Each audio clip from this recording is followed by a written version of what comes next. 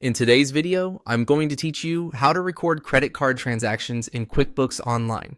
By the end, you'll know exactly how to capture an expense paid by credit card so your reports stay accurate and up to date.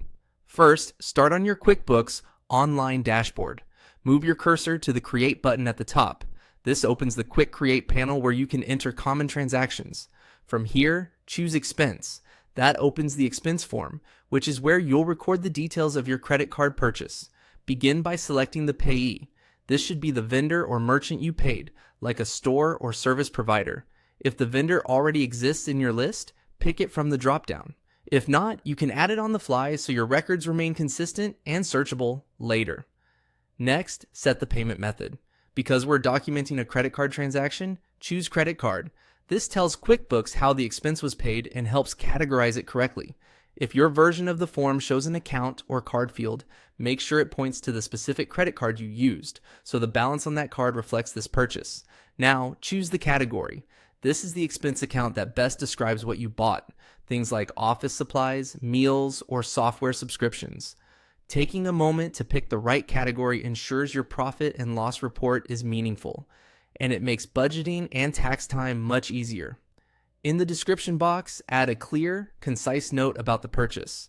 Include context you or your accountant would want later, such as what the expense was for or the purpose of the trip or project. Good descriptions turn a line on a report into a useful record. Enter the amount you paid. Type the total as it appears on the receipt. Double check for typos and decimals, as small errors here can throw off reconciliations and reporting. If this expense relates to a specific customer or job, assign the customer in the customer field. This helps with job costing and customer level profitability.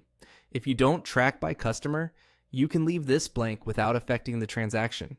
When everything looks right, payee, payment method, category, description, amount, and any customer assignment, click Save and Close.